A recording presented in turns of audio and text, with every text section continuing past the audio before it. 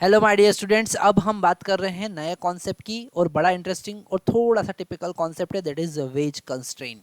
हम बात कर रहे हैं वेज कंस्ट्रेंट की।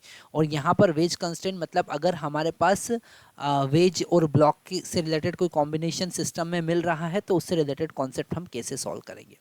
तो एक बड़ा इंटरेस्टिंग कॉन्सेप्ट हम यहाँ पर यूज़ करेंगे, बड़ा लॉजिकल कॉन्सेप्ट यूज़ करेंगे। और लॉजिकल कॉन्सेप्ट क्या है, ज़रा ध्यान से हमको समझना है।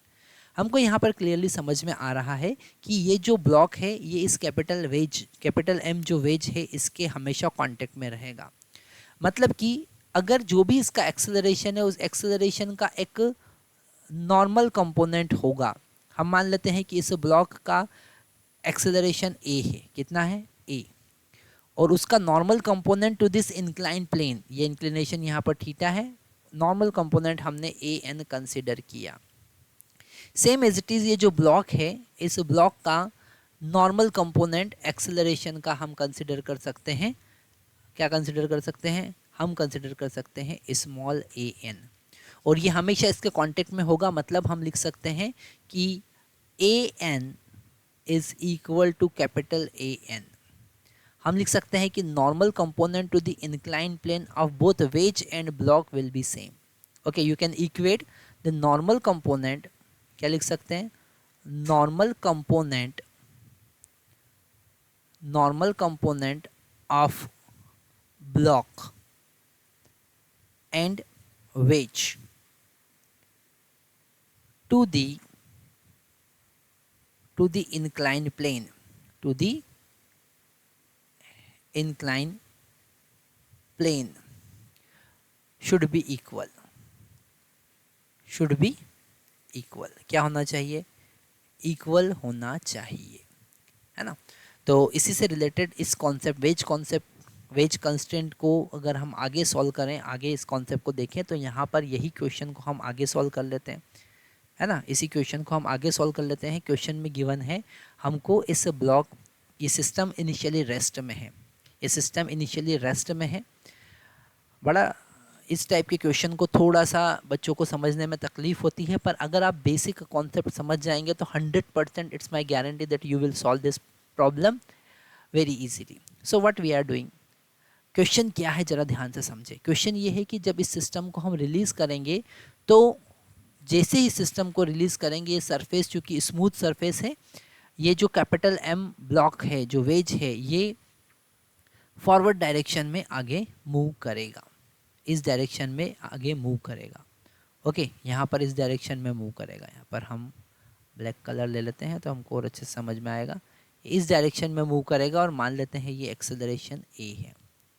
ओके, और ये ब्लॉक चूँकि डाउनवर्ड मूव करेगा, है ना, और इस ब्लॉक के नॉर्मल रिएक्शन के कारण ही ये जो वेज है ये बैकवर्ड डायरेक्शन में मूव करेगा। तो इसका जो नॉर्मल कंपोनेंट है, एक्सेलरेशन का नॉर्मल कंपोनेंट है, उसको ए एन हम कंसिडर कर लेते हैं।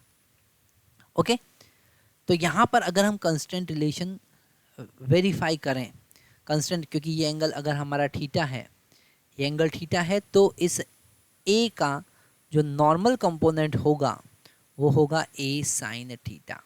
इसे हम थोड़े से वाइट कलर से या फिर रेड कलर से लिख लेते हैं।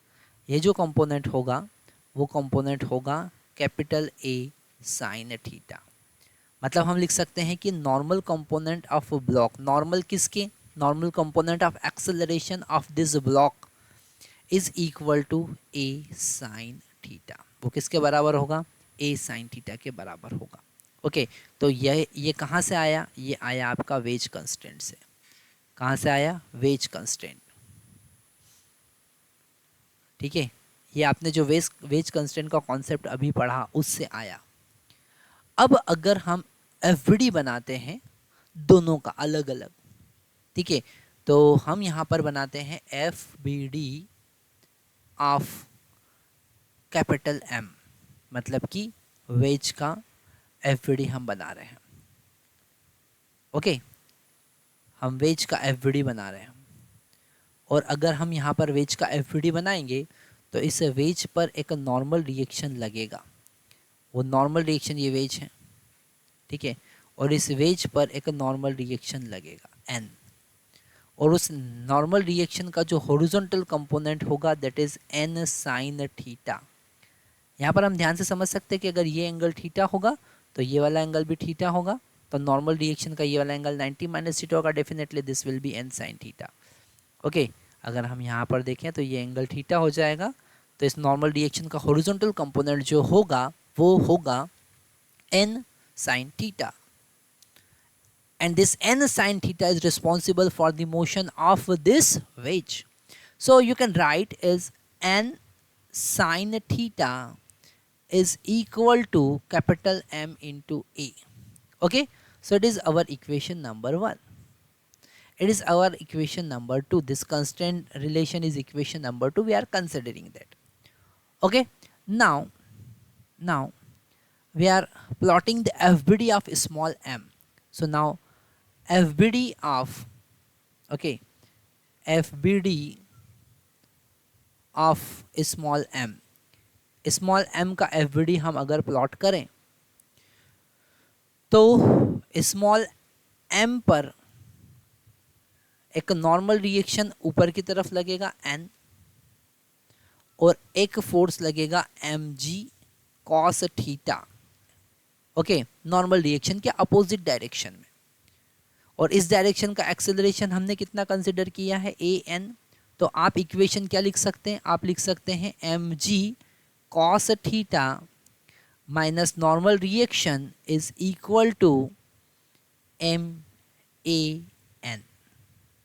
ओके, क्या लिख सकते हैं, क्योंकि mg cos theta minus n होगा तो an बनेगा। नेट फोर्स कितना होगा, mg cos थीटा।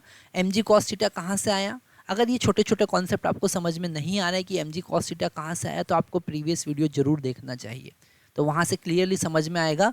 एक लिंक है, फिजिक्स एक लिंक से चलता है, तो यहाँ पर प्रीवियस वीडियो जब आप क्लियरली देखेंगे तब जाके ये कॉन्सेप्ट और आपके स्ट्रॉन्ग होंगे। और it's my guarantee that if you are watching all this video in a series then definitely physics will be very strong. Okay, all concept will be clear because we are covering here basic concept.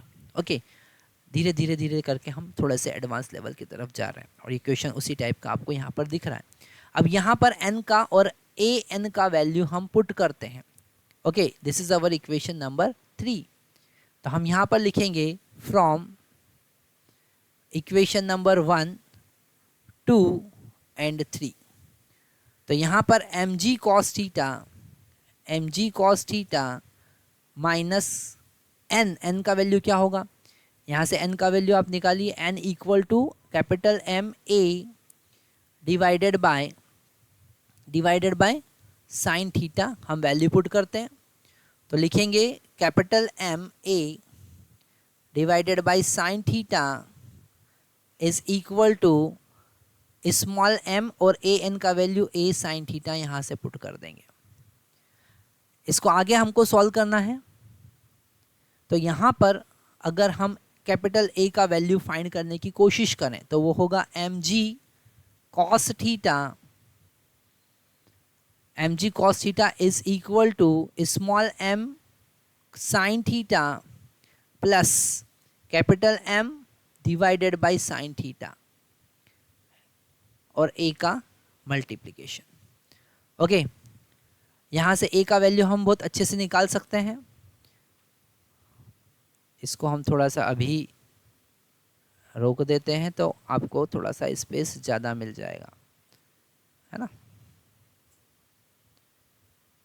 Okay, तो यहाँ पर a का value जो होगा, मैं directly यहाँ पर a का वैल्यू लिख देता हूँ। This a equal to mg sine theta into cos theta divided by m sine square theta plus capital M।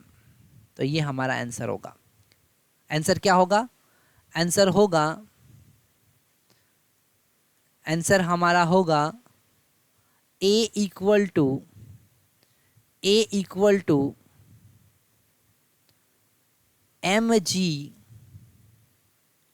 Sine theta into cos theta divided by capital M plus small m sine square theta. This is our answer. तो मैं आशा करता हूँ कि ये concept आपको बिल्कुल समझ में आया होगा। फिर भी अगर आपको कोई डाउट आता है, so you can comment. Thank you very much.